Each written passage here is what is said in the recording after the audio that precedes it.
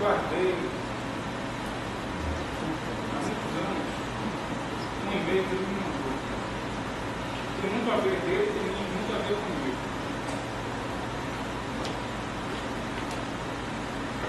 Vou narrar o e-mail. Diz um ditado árabe: nem tudo deve ser dito a todos, nem todos devem saber de tudo. Já telefonei para ele ontem. Também tenho controle sobre efemérides dos meus amigos, mesmo sem ter votos longe. Para falar de graça, nem pensar. Contar minha vida de graça? O que é isso, cara? Bom fim de semana. Ah, você vai votar em quem para o lugar tal?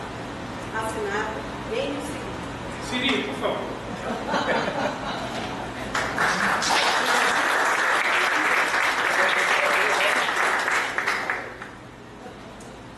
Boa tarde. Boa tarde. Eu vou usar o microfone para falar, porque eu pedi a Moisés e a Marcos isso, e tenho a impressão que a gente vai ficando velho e vai perdendo a voz. E a minha mulher disse assim: eu não estou entendendo nem ouvindo direito. Então eu vou dar o microfone para o pessoal lá do fundo estou ouvindo direito. Eu vou falar para vocês com o microfone, mas a voz às vezes não é audível, né? Já foi microfone, que eu vou explicar depois para vocês por isso, mas eu prefiro falar no microfone, a turma ouvir bem e tentar falar bem devagar, eu que falo muito rápido. É um prazer muito grande estar aqui com vocês. Brinco muito com o Marco nessas coisas, porque mais aos poucos eu fui vendo o que tinha por trás desse objetivo de Marcos, de trazer experiências, pessoas que pudessem agregar alguma coisa, falar alguma coisa, deixar alguma coisa. Né? E se eu puder resumir tudo que nós vamos conversar, porque o que eu fiz? Eu dividi minha vida em 4 etapas, para contar para vocês só aqueles assuntos mais interessantes que eu acho que eu pude pisar aqui e ali. Mas se pudermos aqui terminar a nossa conversa, eu diria que o grande ingrediente que todos nós temos, que eu tenho, que Marcos tem, que o senhor Toshiro, que foi exibido agora, tem, são duas coisas que movem as nossas vidas, e eu acho que ninguém é nada sem elas. Uma chama-se disciplina e outra chama-se determinação. Não vejo nenhuma condição de você fazer nada na vida sem esses 2 ingredientes. É fundamental. Então, na minha vida, eu fiz disciplina e determinação todas as etapas por onde passei. E vocês vão ver isso nesses exemplos que eu separei para vocês hoje. Dizem que tinha uma guerra em que Napoleão estava ali por perto, na batalha, ali uma das batalhas da Europa. O soldado viu, estava mantendo a sentinela e viu o general passar e ficou emocionado. E quando ele voltou assim, disse: general, me perdoe, mas eu quero muito ser parecido com o senhor. O que é que eu devo fazer na vida para algum dia chegar onde o senhor chegou? E ele disse, parou um pouco, pensou, olhou para o soldado e disse: disciplina, disciplina. Então eu estou enfatizando isso para vocês, para ver como é importante a disciplina na nossa vida. E aí eu separei aqui a minha vida para contar para vocês. Até os 12 anos eu morei, quando minha mãe veio morar em Salvador, nós nascemos em Aracaju, eu morei no Areal de Baixo, depois no Canela e na Barra. E isso foi até os 12 anos da minha vida. E nesse período que eu morei nesses 3 bairros, aconteceram coisas interessantes que eu quisei para vocês. A primeira foi uma convivência muito pequena, com 6 anos, com uma figura muito querida chamada Dr. Arnaldo Silveira, em que era um juracicista de primeira linha, e eu, assim, para muito agradar ele, aprendi o jingle de Juraci Magalhães, que muitos de vocês aqui talvez nunca tenham ouvido falar, mas eu vou até tentar cantar para vocês, que eu acho interessante, né? Então ele dizia assim: cacau, petróleo, pau na fosso, as riquezas da Bahia, tem na mão de Juraci toda a sua garantia. Este ilustre brasileiro candidatos dos primeiros para a Bahia governar, em Juraci vamos votar. Olha que coisa legal. Eu gravei aquilo, e aquilo eu gravei, eu cantava com o doutor Arnaldo, e ele feliz da vida, botava um dinheirinho no meu bolso. Assim, legal, então aquilo marcou muito a minha vida. Eu ficava ali sentado na janela, ele passava e dizia, doutor Arnaldo Chiveira, quer que eu cante? Ele cante! Eu cantava, eu ganhava R$1, um cruzeiro, qualquer coisa, né? Então é uma coisa muito interessante. Essa foi um fato que marcou na minha vida muito. E aí eu vi que nesse momento, aquilo que hoje as empresas de propaganda, eu estava falando isso antes com o pessoal lá dentro, chamam de marqueteiros, que são as pessoas que cuidam de campanhas, não faziam nada mais do que nada menos do que quem fez esse jingle muito bonito de Juraci e fez a parte de apresentação dele, fez a parte de cartaz e tudo, só não tinha televisão, não eram marqueteiros, eram publicitários. Eu tenho profundo respeito pelo bom publicitário, mas como toda categoria existe aqueles que se aproveitam e usam desse nome. Então, esse é um fato para contar para vocês. O segundo fato que existiu na minha vida, devo muito ao meu pai, com 7 anos de idade, que precisava comprar aquele material de esquadro, cartolina e tal, e só tinha num lugar chamado Hospital. Eu não sei se existe mais ainda, não existe mais, né? Então, ficava ali no Tapuão, na ladeira, na ponta da subida do Tapuão, sabe? E aí, meu pai, eu preciso comprar isso. E ele virou-se para mim e disse assim, está aqui o dinheiro, vai comprar. Mas meu pai, eu que tenho que ir. Se com tanto funcionário, meu pai tem uma empresa enorme lá no comércio, ele disse, não, você vai, é você que vai comprar. E se você não for, de noite nós conversaríamos. E a conversa de noite dele não era nada agradável, confesso a vocês, tá? Então eu tive que ir. E naquele tempo estava muito discutindo aquela coisa de que existiam ciganos roubando crianças e sumindo. Eu me lembro que eu disse de minha mãe assim, minha mãe, eu vou, se eu não voltar, viu, você ter certeza que eu lhe amo e tal, se o cigano me pegar e tal, aquela coisa. Aí chorava minha mãe, eu chorava também, peguei o ônibus, tá? Fui para a Praça da Sé, como ele ensinou, vai soltar na Praça da Sé, vai descer o elevador plano inclinado Gonçalves, vai pegar a rua direita do plano direto e vai dar no hospital, vai comprar e voltar a fazer a mesma coisa, voltar. Fui morrendo de medo com 7 anos de idade. Fui, desci, comprei, voltei e resultado. Daí a igreja nunca mais fiquei com medo desse tipo de coisa. Deu meu pai muito isso, tá vendo? Então tem muita gente que coisa assim, não, salta seu filho, fica cheio de medo, protegendo as asas dele, ele abriu de vez. Tá? E para mim foi um aprendizado muito interessante. Pensei uma outra coisa interessante para dividir com vocês, que é a história dos ovos do seu Joaquim, né? Mas não no sentido outro, né? O seu Joaquim era funcionário do prédio, né? Tá? Zelador do prédio, e mantinha lá embaixo do nosso apartamento, no edifício onde morávamos, ele mantinha um negócio de um candomblé e tal, etc. E também criava umas galinhas e tal. Como aqueles meninos que brincavam ali naquela roça da Vitória muito grande, eu saí com o Zé, um amigo meu, para fazer assim, aquela excursão por ali, frutas e tal. E chegando lá, na roça, atrás de umas bananeiras, achamos alguns ovos.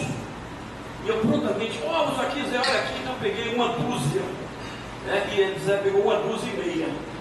E levei para casa. E eu feliz da vida, vou fritar ovo, aquela coisa de mim, chegar casa, ovo que eu achei e tal, descoberta.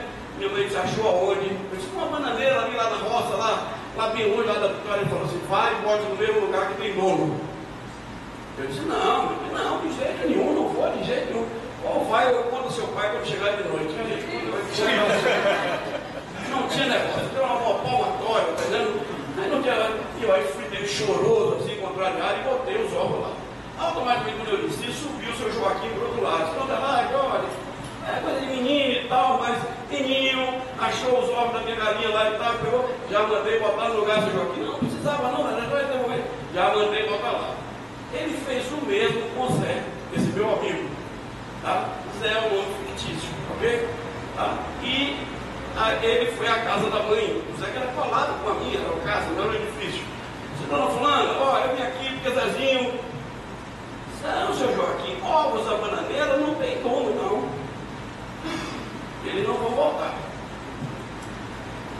aprendizado na minha vida, não é? Essa é a história. O tempo passa e Zé chegou a ser bicheiro e morreu petralhado, um desses que vocês devem ter ouvido falar. Aí pega um boate por aí, tá? Entendeu? Então, são coisas da vida que marcam muito a gente. Essa é uma que eu não poderia deixar de contar para vocês. Um outro que eu pensei que eu ia ser saudado aqui, pelo dia que eu vim aqui ver a palestra de Paulo Carneiro, ele provocadamente entrou com a camisa do Vitória. Eu pensei que estava com a camisa do Vitória hoje outra vez. Viu, Marquinhos? Tá? Então é o primeiro pavio, a gente não esquece. Né? Não é o último não, é o primeiro. Viu? Não é o último não, é o primeiro. Mas é melhor ganhar todos por meio. Sim, viu? Então o primeiro pavio eu fui com meu pai, que era diretor do Vitória. A minha família é toda no primeiro. E aí chega lá com 6 anos de idade, na hora que o Vitória entrou, Vitória, Vitória. Quando o Bahia entrou, eu enlouqueci com aquela coisa azul, vermelho, branco, aquela faixa na cintura, marido na frente da... Eu tomei pancada o jogo todo, cascudo o jogo todo, mas não teve jeito, sou o único Bahia da família. Tá? Então também triei isso para vocês. Me lembrei das 14 entradas que tive no pronto-socorro. Estou contando minha vida até os 12 anos. Com 10 anos de idade, eu tive 14 entradas num ano só. Assim, hora foi a cabeça, hora foi quebrei o braço, quebrei o outro braço, quebrei o dedo, foi, enfim, era um negócio assim, entendeu? E os médicos me conheciam, você de novo aqui e tal. Eu ganhei um cartão de Natal, só vocês entenderem. Era um tempo que tínhamos um pronto-socorro muito decente. Aqui a gente, no Canela, funcionava muito bem, tem 14 vezes no ano. Tá? E por fim, eu coloquei aqui o fim e o início da nova vida. O que é isso, né? De repente, um garoto que estava nos Marixas, tá? E tinha toda uma perspectiva de vida pela frente, classe média, digamos, alta, vi ruir a minha vida com a morte de meu pai.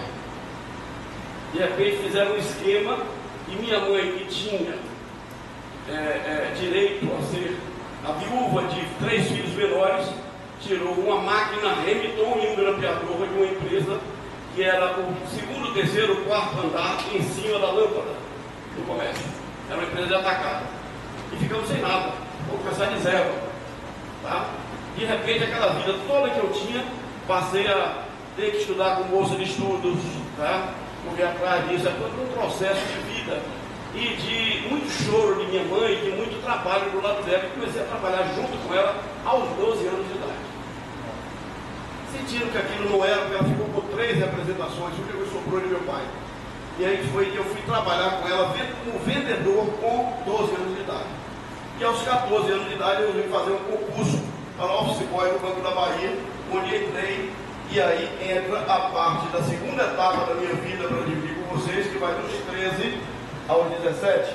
Tá? Entrei como office boy do Banco da Bahia com concurso.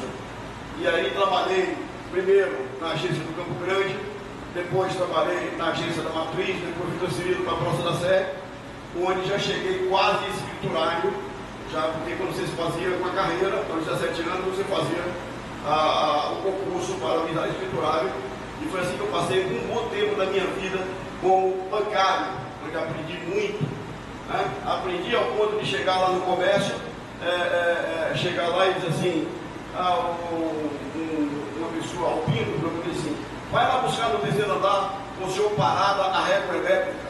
Eu perguntei, régua elétrica? Aí eu chego lá, senhor parada, diga meu filho, o cara carro todo, eu vim aqui buscar a régua elétrica. Aqui é a régua elétrica, ele fez aquele negócio que você imagina que ele fez, aqui é a régua elétrica, eu saí voando de lá da sala. Cheguei chorando lá embaixo, papai, eu parado a régua elétrica, ele já não cortava, porque alguém já fazia isso com todo mundo. Então ele dizia, aqui a régua elétrica, e tal, eu saí voando lá dentro. Então, coisas que aprendi, convivência de vida e tudo mais, tá? Essa coisa do banco. Daí teve a minha grande primeira decepção da minha vida. Nós temos várias na nossa vida, histórias de decepção. A primeira grande foi que eu tinha um amigo irmão chamado Arthurzinho, Arthur da Costa Pinto Dantas, que também era office boy do banco. E fizemos assim, uma dupla muito boa, e saímos juntos, e tínhamos namoradas assim, uma que era prima da outra, não sei o que e tal. Essa coisa toda. Arthur estava muito com a gente em todos os momentos. Ele morava ali na Tuiti, eu morava já nessa altura na Barra, mas eu era quase que vivia dentro da Tuiti, não é? De repente a gente perde Arthurzinho num acidente de carro, né? Ele ia para a Conceição da Praia, Eu me lembro como hoje, eu estava estudando para vestibular, e ele falou que a Devoção da Praia era uma festa maravilhosa. E aí, resultado da história, eu não quis ir para a Conceição da Praia, ele foi com a turma toda e na volta o carro dele pediu carona na volta, uma caminhonete aberta, derrapou e ele bateu com a cabeça no poste, não fizeram ideia, e morreu. Arthur, quando ele morreu, acabou a turma na hora, porque ele era o elo de ligação. Tá? Acabou tudo. Então, essa foi a primeira grande decepção da minha vida que eu pisei para contar para vocês. De repente, estava no banco, trabalhando no banco, e aí me deu uma vontade enorme de ser empresa. E aí vem aquela coisa que eu falei para vocês no início: disciplina e determinação. Tá? Se eu vou ser empresa de repente, veio para minha mãe e disse: vou ser empresa, quero trabalhar na empresa. Mas como é que você vai se não conhece ninguém? Eu vou, assim, quando você chega para lugares, cheguei na Rádio Celso, entrei, e aí disse assim: quero falar com o Fernando José. Perfeito, lembra dele? Morreu? Fernando José? Era o chefe da equipe da rádio. Aí eles querem falar com o Fernando. Fernando, ele me disse: diga, meu jovem, se eu quero trabalhar aqui, ele disse: vocês sabem falar no microfone? Não, mas aprendo. Tá? Então tá bem, eu gostei da sua decisão. Vou botar você para fazer plantão esportivo. Você sabe o que é isso? Você tem que fazer escutando na rádio o que está vendo nos jogos no Brasil e no exterior. Diz assim: Pop Shop informa. Aí o cara diz: diga, Pop Shop, Campeonato Espanhol, Málaga 3, Vila Real 1, informando o Pop Shop. Eu fico o jogo todo ouvindo para os outros dizendo, né? Tá? E eu fiquei quase 8 meses com um plantão esportivo. Só que aquela coisa da determinação, olha o outro lado da história. Não, mas eu quero chegar a ser repórter de campo. Eu quero chegar a ser repórter de campo. Tá? Aí o que é que eu fazia? Eu ficava como plantonista, ouvindo os repórteres de campo melhores do Brasil, que eram Roberto Silva na Bandeirante, Denis Menezes e Washington Rodrigues da Rádio Globo. Sabe como eles perguntavam, como é que eles colocavam? Eu acho idiotice você partir para o jogador, no intervalo do jogo, e dizer: Marcos, como é que foi o gol? É tipo de pergunta que se faça, né? Tá? É uma coisa muito óbvia, né? Tá? Então você usa outro tipo de linguagem assim: está aqui o Marquinhos, aqui, feliz da vida, comentando o golaço que ele fez, é diferente, né? Então, a forma de colocar. E aí fui me preparando, impostando a voz, preparando, determinação. Tá? Resultado: um belo dia, tinham 3 repórteres na rádio na minha frente, um entrou de férias, o outro ficou doente e o outro brigou com o dono da rádio. E tinha um Bahia e Ipiranga no Campo da Graça. Alguém aqui se lembra, recorda do Campo da Graça? Só para ver. Nem no Campo da Graça, nem do Bahia, nem do Ipiranga. Então o Campo da Graça tem um campo ali, na altura da Cruz da Coisa. E aí eu fui para lá. Foi o jogo da minha vida. Dei tudo e mais alguma coisa. Quando acabou o jogo, o dono da rádio disse assim: não quero uma repórter nenhum, vou botar todo mundo para fora, eu quero um menino. Foi assim que eu acendi a repórter principal da rádio e passei mais 2 anos e pouco. Fui revelação, fiz todas as viagens com o Bahia, com todos os times que faziam aí, enfim. Naquele tempo, o Vitória de Marcos ainda não tinha ascensão, o Bahia tinha, não jogava com o Nacional, todas as coisas todas, então não tinha, então a gente foi com o Bahia. Essa é a história. Vi de perto nisso, assim, dessa coisa da imprensa, fiz a mesma coisa no Esporte Jornal. Entrei, Luiz Eugênio Braquini, Paulo se enviou ele aqui, você se lembra? Tá? O dono do Esporte Jornal: quero trabalhar no seu jornal, já estava na Rádio Celso. Ele disse: você sabe bater lá? E você quer fazer o que aqui? Eu disse: eu quero fazer aquela coluna na zona do Agrião, que eu sabia que tinha paralisado de sair, porque Zé Abril brigou com ele. Ele disse: então escreva uma coluna e me mande, se eu gostar eu publico. Se eu não gostar, eu não publico. Eu escrevi a coluna e entreguei para ele, na segunda-feira estava publicado. Daí fiquei repórter para o jornal, de onde eu trouxe Paulo Carneiro para ser o meu assistente. E trabalhou no Esporte Jornal comigo. Tá? Daí foi enveredando por esse mundo do futebol e depois cresceu e outra história, né? Muito bem. Fui, e aí fiquei dizendo: Esporte Jornal, Rádio Celso. Como era muito pouco que se ganhava, arrumei o emprego na Secretaria da Justiça. Como? Com a cara e a coragem. Mesmo, cheguei lá e disse que ia falar com o doutor Heitor Guia, secretário. Tem algum papel de algum deputado aí para falar? Não deu, não. Então você vai guardar que ele vai atender. Passei 13 dias indo para a Praça da Sé. 13 dias. para o Palácio do Rio Branco, onde era a prefeitura. Lá no 13º dia, ele disse assim: quem é esse menino que eu entro toda hora aí e vejo aí esperando? Aí o cara disse: é um rapaz que disse que ia falar com o senhor aí, mas manda ele entrar aí. Meu filho, cheio de brilhantina na cabeça, o que é mesmo? E eu disse assim: doutor André, eu quero um emprego. Aí ele disse assim: você faz o quê? Eu estudo e tal. Então eu vou lhe empregar no CEAN, tá bom assim? 104,32 por mês, perfeitamente. Então eu fiquei rádio, esporte jornal e Secretaria da Justiça trabalhando. E aí lá se foi. Esse consumiu dos meus 13 até os 25 anos. Mas quero contar um fato interessante como imprensa para vocês. A coisa do Gol Mil de Pelé. O Gol Mil de Pelé era para ser aqui na Bahia. Não sei se vocês sabiam disso. Alguém sabia disso? Quem sabia, levante a mão só para ver. É a minoria, né? Eu vou contar para vocês. O Santos fez 999 lá na Paraíba e veio para aqui jogar com o Bahia. Tá?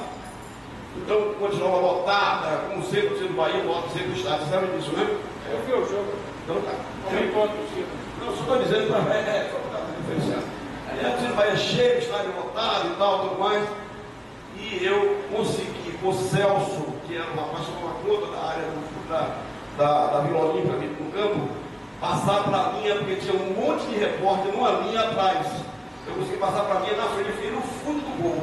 Se batessem a fotografia, eu estava ali colado com a trave do Bahia, no primeiro tempo. Porque ele ia ser o primeiro cara a entrevistar Pelé. Eu estava ali pronto para isso.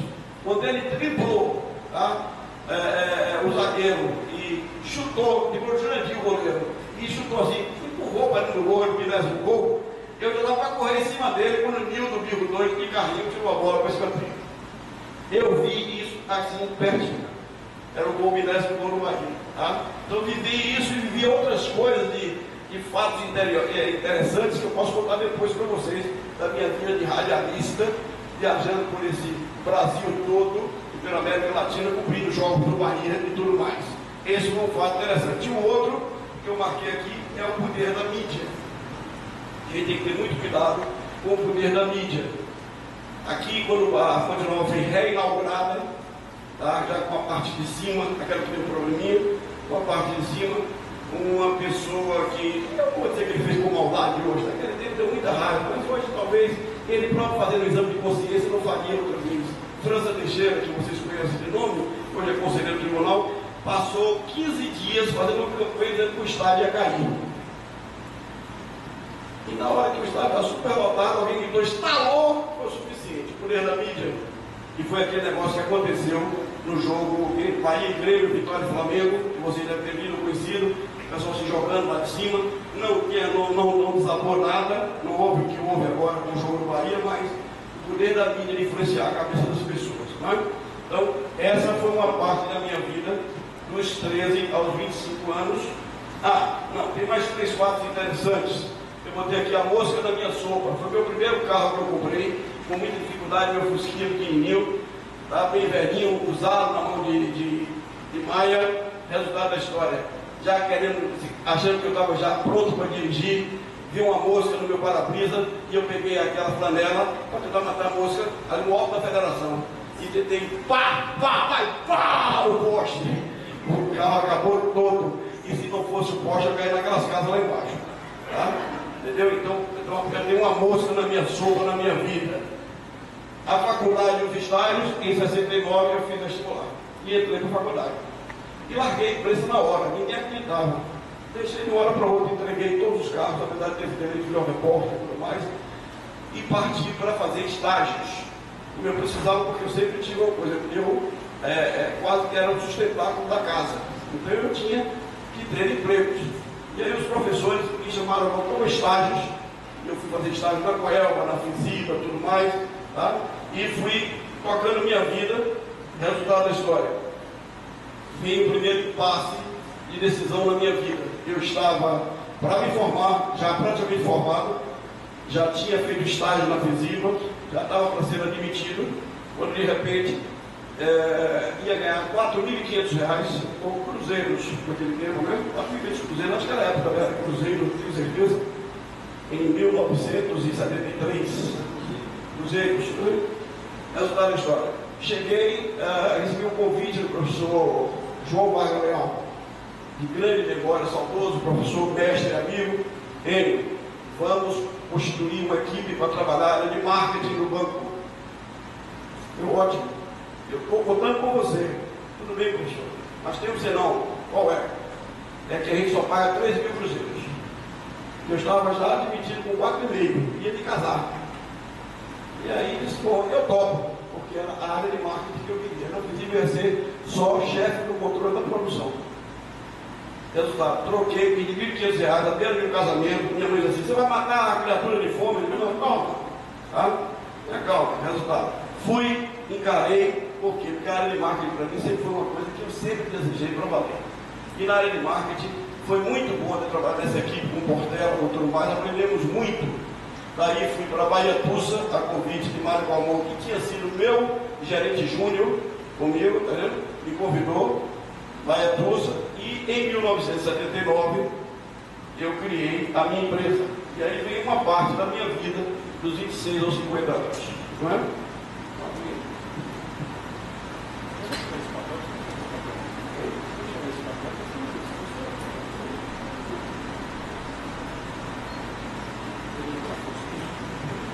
Então tem a parte seguinte, eu criei uma consultoria de marketing, chamaram Marketing Consultores Atualizados, em 1979. A primeira coisa que eu fiz foi chamar Rodrigo Sabenezes, que foi dono da Propeg, uma das melhores agências da Bahia, e disse, Rodrigo, o que é que você acha? Eu vou fazer uma consultoria de marketing nessa terra. E ele disse para mim a seguinte frase, não se iluda não, isto aqui é um falso brilhante.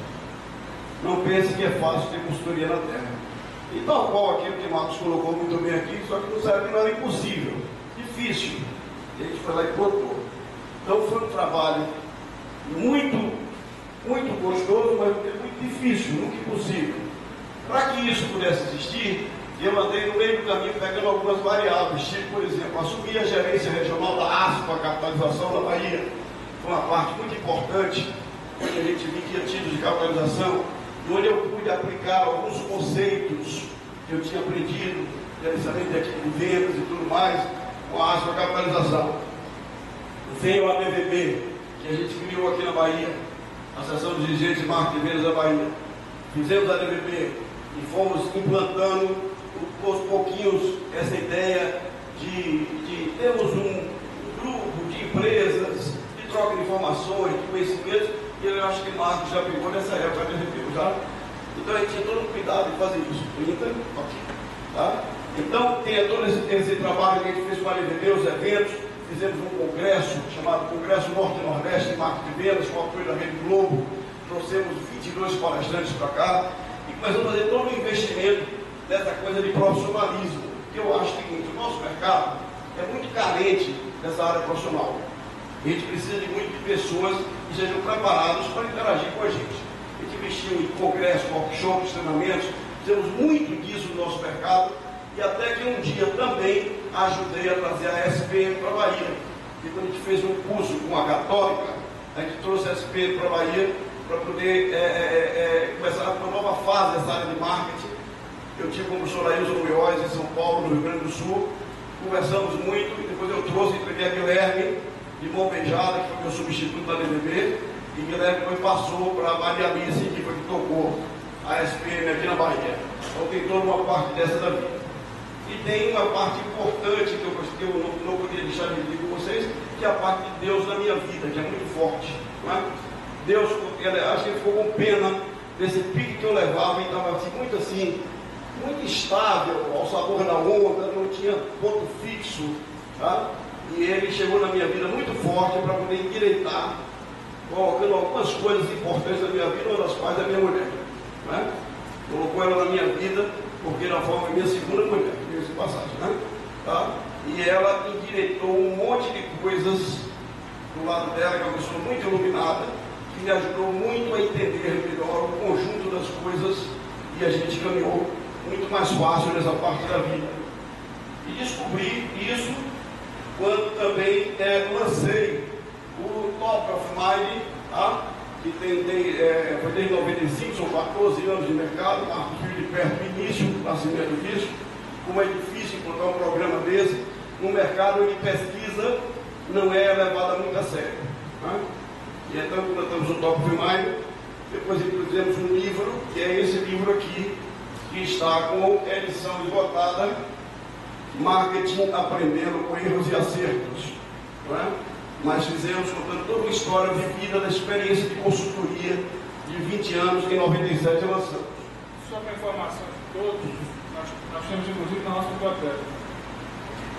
Tá? Então depois fizemos o top, fizemos o best, o livro, recebemos um convite de Virgílio Elísio para ser diretor de marketing da FPF, e aí lançamos num curto espaço de tempo, em um ano, o troféu Souza Ferreira, que hoje está descontinuado. Tá? Fizemos isso também. Também para a formação de vocês, já acredito que a grande maioria não sabe quem é Virgílio Elísio. Virgílio Elísio hoje é o diretor técnico da CBF, é o grande responsável pelo Campeonato Brasileiro de pontos corridos. Alguma coisa interessante na minha vida para compartilhar com vocês é também a passagem pela Feira dos Tecidos. Essa foi uma coisa interessantíssima. Uma feira não existe hoje mais, a gente pode até contar isso como exemplo, mas que foi assim.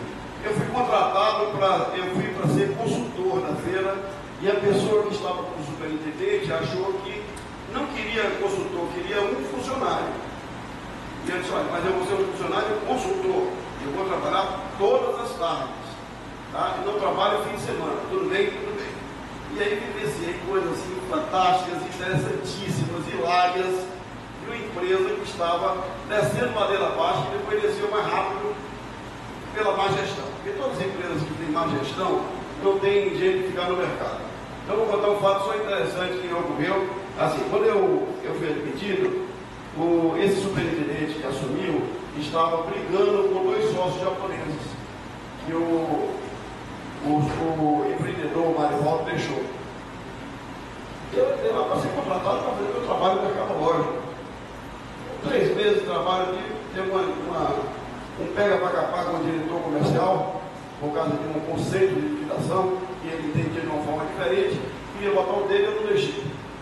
E aí tem uma reunião na frente do superintendente, e disse assim, você, meu diretor comercial, meu diretor de marketing, os tentáculos da minha empresa brigando entre si, a nossa briga aqui são com os japoneses. E eu falei, não senhor, minha briga aqui é com a Esplanada, ou com as outras empresas de tecido, Narciso. Não com o japonês, eu não com o japonês. A empresa é do senhor. Aí você fez assim, fiz, por quê? Primeiro, eu tinha condição de fazer isso, eu tinha conhecimento, uma pessoa que sempre estudou, sempre procurou crescer na vida, sempre procurou sempre agregar conceitos e valores da minha vida, até pedia de ficar ouvindo dizer amém nos lugares e eu não concordava. Então, eu disse, não. Então, aquilo desgostou bastante, tá? Também, numa passagem, tinha uma reunião com a agência, assim, vamos fazer a campanha de liquidação como? Ah, não, vamos jogar os tecidos todos no chão, como fazia na época do senhor Marivaldo, e o povo vendo aquilo vai brigar com aquele tecido no chão. Isso também não. Aquela é outra fase da vida. Essa é outra, diferente. Vamos trabalhar de forma clean, limpa, com conceitos diferentes e tudo mais. Ela foi dizer a sucessora que eu estava denegrindo a imagem do pai dela. Só fiquei um ano na feira, a não permitir que as coisas caminhassem dessa forma. E essa característica em mim, ou seja, ouvir calado e aceitar, não faz parte da minha vida. Talvez por isso tenha feito até a minha empresa, para poder emitir os conceitos e dizer a quem quisesse ouvir. Tá? E nem todos os empresários estão aptos a ouvir. Não querem aquela coisa de o rei está nu, você conhece? Então, é a mesma coisa. Então, essa foi uma caminhada interessante que a gente fez, com passagem pela Feira dos Tecidos, pela FPF, enfim. Criamos um núcleo de marketing, tá? Que é uma entidade sem fim lucrativo, que a gente fez, que Freire faz parte aqui, são 30 e poucos profissionais que trocam informações todo mês, por e-mail ou pessoalmente no almoço, na última sexta-feira de cada mês. Eu acho isso importante também que a gente diga isso. E de 50 anos em diante, a gente começou a colher muito tudo aquilo que a gente plantou.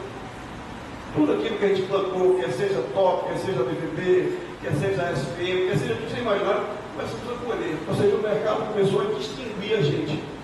E aí os projetos fluíram mais fáceis. E a gente lançou recentemente 2 projetos interessantíssimos, que é o Anuário de Arquitetura, o Anuário de Saúde, tá? Com sucesso, e a gente tem feito muitas coisas positivas para o mercado. É difícil ter um trabalho desse? Não é difícil. Eu acho que tudo com disciplina e determinação a gente pode alcançar. Então, eu fiz uma síntese dessas coisas, viu, Marquinhos? Para poder pontuar muito e poder registrado a minha vida de coisas muito importantes que passam pela minha vida que hoje, fazendo uma autobiografia, que eu tenho até uma escrita, eu gosto de recordar. O segundo livro que nós vamos lançar agora, no dia 29 de setembro, na festa dos 30 anos da nossa empresa, trata muito do Top of Mind, todo ele é do Top of Mind, que eu considero um dos mais importantes premiações do nosso mercado, mas ainda não muito bem entendida. As pessoas ainda não entenderam que o Top é um sinalizador de mercado. Ele mostra para muita empresa que está descendo a ladeira abaixo e outros estão crescendo. Só não enxerga quem não quer. Né? Então, são essas coisas que a gente tem feito e mostrado ao mercado. O mercado ainda precisa crescer muito na área de marketing, precisa entender muito esse momento de crise, entre aspas, que eu não gosto de chamar de crise, para mim eu chamo de desaceleração. Eu acho que é um momento de ajustamento de um mercado frouxo. Tá? Então, estamos vendo assim, muita falta de profissional de marketing que possa orientar as empresas melhor, dizendo, ó, isso é assim, calma nesse momento, vamos fazer isso. Você vê primeiro, indústria automobilística, vendia adoidado o carro, de repente parou de vender 3 meses, mão na cabeça, agora em janeiro já recuperou, e agora? O pessoal que botou para fora, como é? Volta todo mundo? E o custo disso? Não é? Então, tudo tem que ser bem pensado, tem que ter um planejamento. Na minha vida, eu fiz isso, ou seja, falei para vocês, do D&D, disciplina e determinação. Eu ia falar de 2 siglas que eu acho importantíssimo vocês não esquecerem do que eu falei para vocês, de tudo que nós conversamos. Temos que aprender a fazer POC. Tá? POC é importante na vida de qualquer empresa, de qualquer pessoa. O que é POC? É simples, é planejamento, organização e controle. Tá? Então temos que aprender a fazer POC. A pessoa que administra e que não faz POC está afadada a não saber dirigir sua empresa. Tem uma gestão realmente muito complicada. Essa é um POC. E a outra, temos que saber tomar chá. Vocês sabem o que é chá? É conhecimento, habilidade e atitude. Tá? Então temos que ter cada dia mais, com vontade de aumentar o nosso conhecimento, preparar melhor aquelas habilidades que muitos nascem, outros aprendem, e tomar atitudes. Isso eu fiz durante minha vida, são 61 anos hoje, tá? São 49 de trabalho, de construção de uma vida, de coisas feitas, ora, algumas muito difíceis, outras fáceis, tá? Mas a gente sempre com determinação, sabendo que esse é o caminho de planejamento, de habilidade, de tomar atitudes, não ter medo de nada que tenha na frente. Então, nada nos assombra, momento nenhum, tá? Temos consciência plena que esse é o caminho. Então, aprendam sempre isso. Determinação e disciplina é fundamental, o resto a gente vai agregando e vai aprendendo com o tempo. Marcos, penso que era isso e me coloco à disposição para alguma pergunta. Claro. Tentei passar uma síntese para vocês. Mas alguns casos assim, da minha história de repórter, tudo mais, mas o tempo não permite. Eu prefiro abrir para alguma pergunta, alguma coisa, tá? E dizer que estou muito feliz de estar aqui transmitindo isso. Ok? Muito obrigado.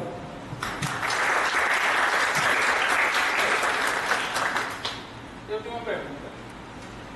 Eu não sou baiano, plagiando um grande artista plástico que disse eu não mereci. Né? Mas tem uma coisa na Bahia uma terra que eu gosto muito, que me incomoda. Tem muito a ver com o nosso dia a dia, com marketing.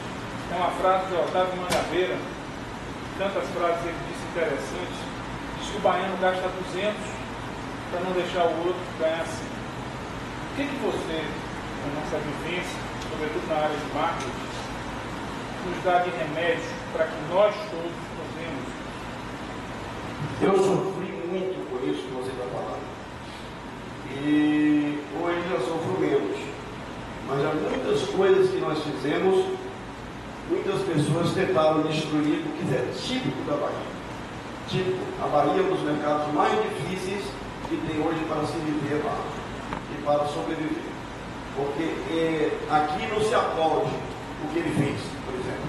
Construiu empresa em cima de vários sistemas, né, acreditando que hoje chegar com todo esse corpo ali, com toda a carreira que faz. Ou é gente que pegou nada e chegou a uma empresa com nome no mercado depois de 30 anos. Não, aqui se bate palma para lhe criticar. Você veja, olha, o top Milênio, não sei o que você veja, olha, a DVB lá. Então aqui se critica muito mais do que se elogia. Né? Então o que é que eu posso fazer em cima disso? É estar vacinado para esse tipo de comentários. Porque eles vão existir sempre, são pessoas que não sabem reconhecer. Ao lado desse ditado que ele falou aqui, que o baiano paga 300 para não ganhar 100, tem outro mais forte, né? Que é a terra dos absurdos. Né? Pense que o absurdo da Bahia tem precedente, que é de Ernesto Simões Filho, ou eu estava Gabriel. Os dois, tá? Então, a Bahia é típica disso, a Bahia é um dos mercados mais difíceis para a gente implantar. Você tem a certeza que essa empresa que Marcos implantou hoje, que tem N funcionários trabalhando e tudo mais, tá? Essa empresa deveria ser reconhecida pelas autoridades. E eu acho que você não tem essa colher de chá. Muito pelo contrário, você deve ter fiscal enchendo sua paciência, está entendendo? Então é assim que funciona. Na Bahia é tudo muito mais difícil. Desde os conselhos de Rodrigo até na prática, as pessoas torcem contra você. Torcem até, por exemplo, se falhou o microfone no dia do evento da premiação. Faltou um treinamento nesse negócio, faltou um preparo, para ficar pegando o mínimo possível. Tá? Então nós temos que saber conviver com esse pessoal todo, negativo, porque eles existem sempre. Eu aprendi um ditado com o Dr. Tomás Murphy, bispo auxiliar da nossa arquidiocese, que diz assim: vê se presta isso para vocês, eu acho legal. Meu filho, viva a sua vida. Ele fala, eu vou tentar falar igual a ele, que é bonito, porque só lembrar, Deus o tenha, Dr. Tomás, onde o senhor estiver. Meu filho, viva a sua vida como estivesse carregando um grande rádio na cabeça. Sintonize apenas a onda que você quiser. As outras estão passando. Sintonize a onda positiva. Não é? Então, se a gente quiser, sintonize a positiva. Eu acordo de manhã, agradeço a Deus todo dia por me permitir que eu saia caminhando na orla, vou até o Bahia, empurro o muro para pegar o tombo, está pegando, entendendo? Está pegando. Já temos dois, eu vou repetir depois agora em Ituaçu, viu? Tá? Então vou e volto. Então é isso. Eu não fico pensando em que, olha, vou sair, aí então, o porteiro do prédio, seu ele está meio escuro, né? Ele está, é que tem. Cuidado com os meninos na rua, ele, eu falo com eles, tudo bem. Aí eu vou sair assim, puxa vida, vai ter assalto aqui, ó. Não, meu filho, por exemplo, você não se precavendo, você se precavendo, mas não ficar com medo. Eu vou para casa de praia, vou ficar com medo se vão ladrão para o lado, você vai dar um jeito, tá? Mas não ficar assustado. Eu procuro levar a minha vida assim, tá? Eu acho que quem tem, eu digo, se Carlita tem uma frase, Carlita Overbeck é uma das maiores pensadoras católicas leigas desse mercado. Ela diz assim, ela vai viajar e vai dizer, a senhora está sozinha? Assim, não, eu estou com Deus aí, dois, estou para dois. Então, eu acho que você tem Deus dentro do seu coração, você viaja, faz sem problema, sem medo. Então, é uma coisa que eu queria dizer, Marcos, porque vão existir sempre os negativistas e tudo mais, e a gente tem que saber se defender. Perguntas? Enio, sua vida de repórter, você é contemporâneo de Baiaco? E essas histórias são verdadeiras? Sou. Tem folclore em Baiaco, tem folclore, tem algumas coisas verdadeiras, mas era uma pessoa pura, que devia ser cultuado pelo Bahia. Baiaco devia dar boas-vindas na porta do fazendão para todo jogador que chegasse. E devia ganhar muito bem para isso. É a cultura da empresa. É um jogador franzino, mas que jogava por 5. Hoje tem que bater de campo por 5 e jogava pelos 5. Ele sozinho cobriu os 5. Tá? Tem um pulmão enorme, uma consciência profissional enorme, uma disciplina tática em campo enorme. Olha a disciplina mais uma vez. Se Paulo fala assim, você tem que colar em Rivelino e ele não pode andar, Rivelino não andava. O Corinthians não jogava. tá? Tudo dava nele. E ainda fazia algumas coisas mais. Tá? Então, algumas coisas que contam de Maiago, né? Que ele pegou, comprou um carro, ele nunca comprou um carro. Aí, Maiago, como é que dirige? Ele passa no primeiro e sai devagarzinho. Ele passou o primeiro e sai devagarzinho, assim, no carro do lado. É folclore, tá vendo? Mas ele era uma pessoa muito pura, muito boa, muito família e que está pobre, dependendo do emprego na prefeitura de São Francisco do Conde. Não deveria jamais estar dependendo disso. O Bahia devia ter uma verba para esses jogadores, Maiago, Biriba, Marito, Léo, que passaram e deram glórias ao Bahia. Por isso que a gente tem 2 estrelas, não é? 2 títulos nacionais que o Vitória não vai ter nunca.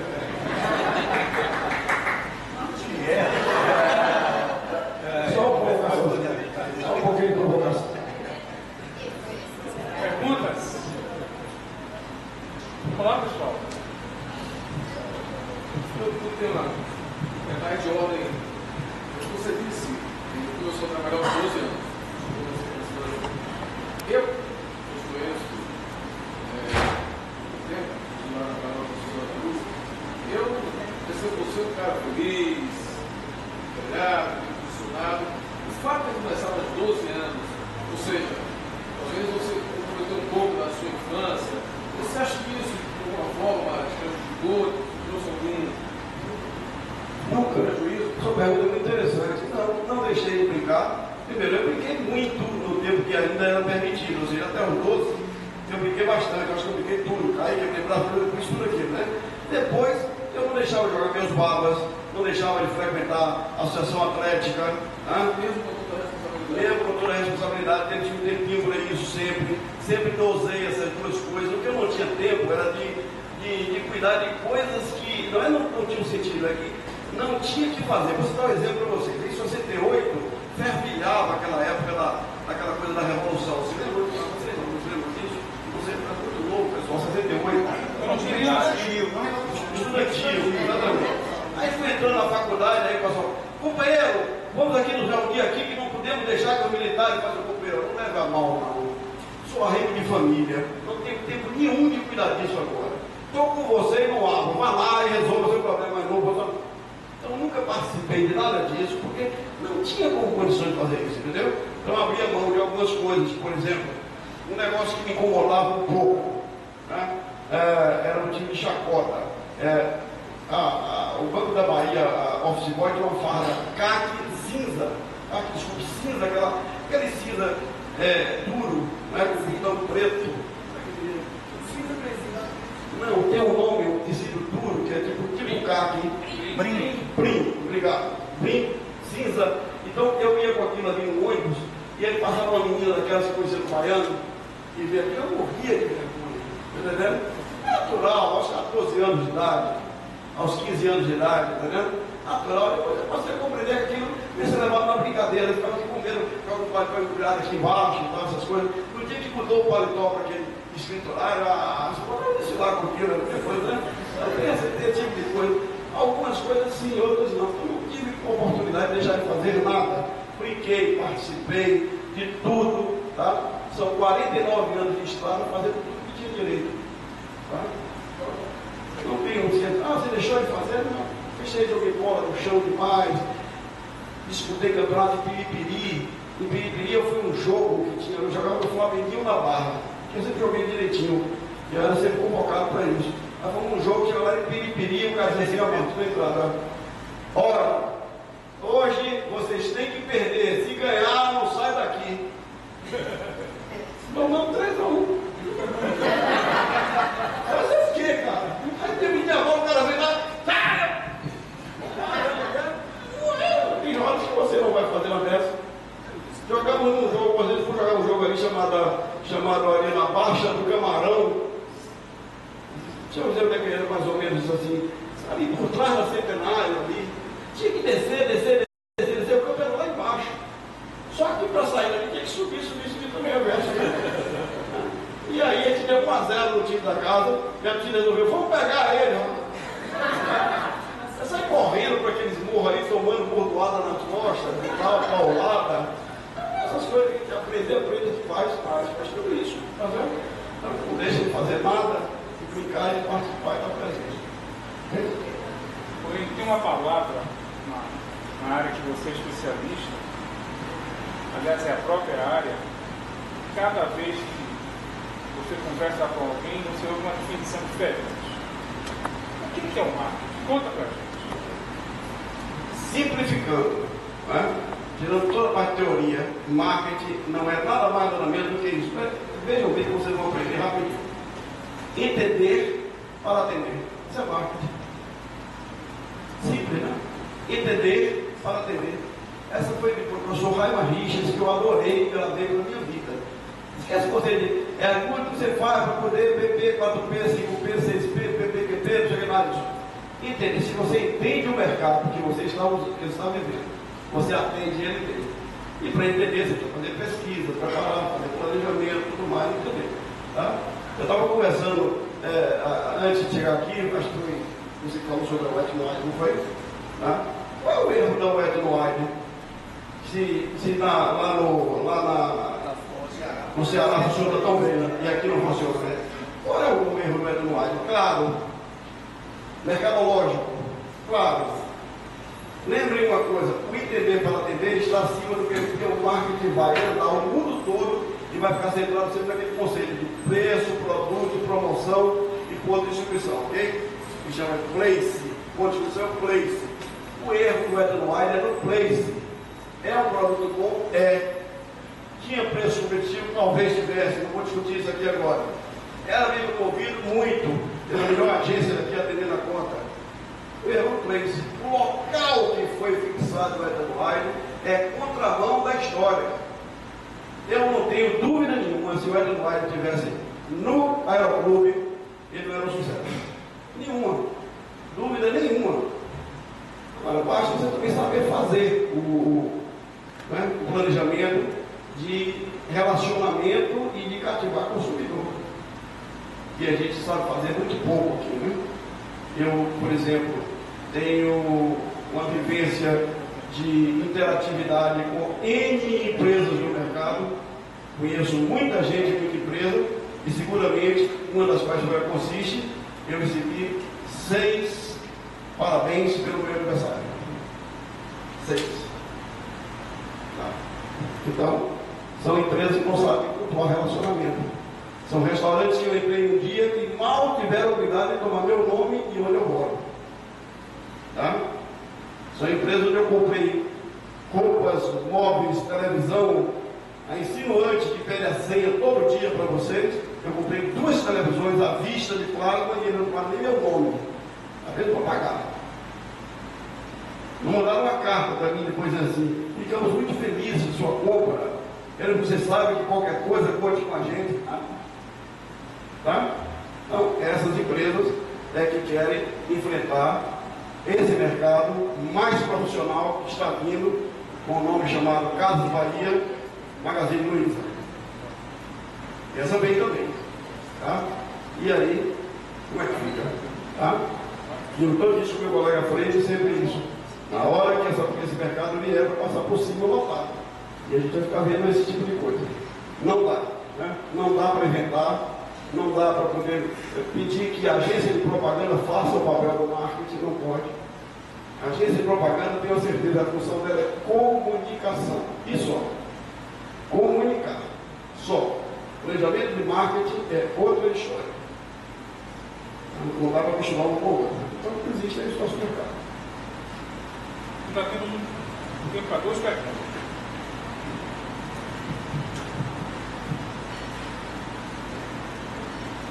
Para nós um fracasso. Um fracasso legal. Chama-se Costa Verde Tênis Clube. Foi um aprendizado de vida. A gente fomos contratados para fazer a nossa empresa, fazer a pesquisa, o lançamento dessa empresa. Costa Verde Tênis Clube existe até hoje, mas quando o lançamento dela prometia ser um clube de 40 quadras de tênis, não sei quantos mais de squash, enfim, né? E aí nós fizemos uma pesquisa. Como fizemos a pesquisa, deu assim que o mercado estava querendo aquele produto e tudo mais, né? E aí o dono da empresa nos chamou e disse assim: a gente vai ter que contratar vendedores para vender esse produto. Vocês não querem arrumar uma empresa para vender, não? olha aqui quanto vocês vão ganhar. Botou no papel, moça, olha os números, e aí aquela coisa vou ficar rico agora, hein? Tá? Aí estou eu, Fred e Asdrubal, e vamos fazer uma equipe de vendas. Chamou todo mundo que era corretor de imóveis, pegamos um cara que era conhecido na área e tal, armamos uma empresa para vender o Costa Verde Tênis Clube, porque a pesquisa dizia que todo mundo ia querer o clube, né? Não esqueceu que a pessoa diz assim na pesquisa: você gostaria de um clube assim? Entre isso e a realidade, existe uma diferença muito grande, o Fred sabe disso. Então a pesquisa diz momentaneamente aquilo, mas não quer dizer que seja exatamente assim. Você tem que interpretar outras coisas, né? E a gente quebrou a cara, né? Fizemos uma segunda sala, contratamos e tal, quando deu a largada de vendas, 2.000 títulos que venderíamos em menos de um mês, vendemos 200. Aí bota a mão na cabeça, onde é que está o erro? Né? Aí fomos analisar tudo e reposicionar o negócio, que é muito mais difícil, tá? E esse foi um fracasso que ficou registrado. E aprendemos com isso. Ou seja, não se pode, ao pé da letra, interpretar a pesquisa como algo que você vai e faz. Não é assim. Tá? A Souza Cruz tem esse exemplo na pele. Ela fez as pesquisas sobre cigarro light, e aí deu que ninguém queria light nessa terra. Mas o que é que fez a Philips Morris? Ela acreditou que o mercado estava naquele programa do Meixas, da Rede Globo, Valor à Vida, isso tem anos, 20 e tantos anos atrás, por aí, 30 anos, ela lançou o cigarro light e deu um banho na Souza Cruz. Quando a Souza Cruz correu atrás do mercado, já era da Philips Morris. Tá? O Galaxy, não faz memória. Tá? E aí deu muito trabalho, parecia que operaram com a infância e tudo mais, e acabaram não tomando o mercado. O fim de tudo foi que a Philips Morris saiu do mercado. Então tem casos que a gente tem que entender como é que funciona o mercado. Coelho, quando nós disparamos alguns convites, né, pelo menos 2 pessoas ficaram muito tristes de não poderem estar aqui e pediram que desse esse recado. Pessoas muito especiais, uma delas foi meu colega contemporâneo do Vieira, um dos maiores conferencistas do Brasil hoje, que é Sérgio Almeida, que mandou um grande abraço, e outro colega seu, esse ainda mais próximo, um dos grandes presentes que a Consis me deu, que é Walter Seixas. Ele disse: dê um abraço ao meu amigo Enio Sili. Então, por que Sili? É uma história. Não é uma história. Você não botou ali. Não botou ali. Como tem aquele ditado que eu tenho para você no início: nem tudo deve ser dito a todos. Nem tudo. Essa você vai ser resposta, tá? Diga. Uma pergunta aqui. Você falou bastante sobre posicionamento. Uma coisa que a gente tem muito problema hoje em dia é a questão dos concessionários na semifinal. De telecomunicações, de água, de energia. Fogo privatizado, setor de privatização. Mas fizeram exatamente o contrário, né? Que na época que era Tele Bahia, que era Coelba, havia esse uniforme para ser novo de atendimento, para ser o relacionamento com o cliente e tal. Privatizou, todo mundo fala que você chamava de cliente, mas agora não tem escritório, não tem contrato, fala do mesmo jeito, mas você não é. Olha, eu vejo essa coisa assim de forma. Eu acho que quando você privatiza apenas e tira do público privado, como o Coelba, mudou 6 para meia dúzia. Só. Tá? E o que é que a Coelba é? A empresa pública passou a empresa privada ao monopólio da mesma forma. Se a gente tivesse um competidor, tenho certeza que metade das coisas erradas que ele fazia não faria. Tá? Esse é um ponto. A parte da telecomunicação, em que pese existir empresas outras, tá? Eu diria que carecem de ter departamentos de marketing ou profissionais de marketing. Fez uma diferença? A diferença muito grande é que a pessoa, a escolha de quem está sendo o gestor desse processo. Pelo que eu sei, até onde eu sei, e conversei, e vi, enfim, essas pessoas que estão à frente dessas empresas não são profissionais de marketing. São profissionais que foram bons vendedores. Por exemplo, aqui tivemos um que era um excelente gestor da Coca-Cola, que virou profissional de marketing de uma empresa. Você percebeu o que eu estou falando? Isso não dá para você fazer essa mudança. É como pegar, a mesma coisa que você pensa assim, meu filho vai ser meu sucessor. Não funciona assim, tá vendo? Então a escolha não é assim. Eu acho que tem que ter um cuidado muito grande nas pessoas que você bota à frente da sua empresa. Eu tenho nesse livro aí um trechozinho que eu falo assim: quando você faz essas improvisações, coloca maus profissionais para ser gestores da área mercadológica, você só aumenta o custo do enterro. Como é isso? É a mesma coisa que você pegar o coveiro e dizer, eu preciso dar um título a ele, então vai ter diretor de escavações profundas. Percebeu? Então tem que ter cuidado nisso aí. Eu acho que falta essas empresas gestão, porque por exemplo, eu não posso conceber que exista marketing em nenhuma dessas empresas, Vivo, TIM, etc., companhia, onde você quer sair e fazem o que fazem com você. Você já experimentou sair de uma dessas empresas? Já experimentou como é desagradável, como elas fazem com você? E isso não tem marketing nenhum, porque se tivesse, o que eu faria assim? Pois não, seu Freire, aí eu quero me desligar da TIM. Tudo bem, seu Freire, é algum motivo? Eu não quero mais, eu quero saber, seu Freire, olha, quando o senhor quiser, estamos de portas abertas para tê-lo de volta, com mais isso, mais aquilo, mais não sei o quê, mas vou lhe desligar agora em 5 minutos. Eu duvido que ele está falando mal. Tá? Não pode ser isso. Eu acho que as empresas são desprovidas de marketing totalmente. Então, a maioria dessas empresas colocam profissionais, gestores que cuidem disso, que vejam de perto como é que se resolve essa situação. Então, eu penso que tem passando esse tipo de coisa. É como concessionário de veículos. Você deve ter experiência de ser maltratado, porque falta um profissional de marketing que sinta de perto e que lhe dê um tratamento digno, porque tudo que o profissional de marketing faz na empresa é garantir um bom relacionamento. Eu quero clientes para sempre, não quero clientes só por uma vez. É como vocês aqui. O que é que Marcos faz com todo esse movimento, com tudo que ele cria, com tudo que ele se mexe, ele faz?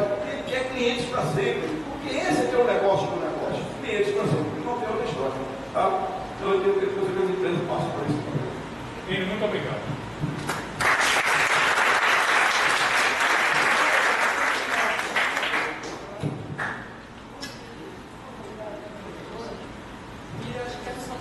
Pois é, o seu microfone foi maravilhoso.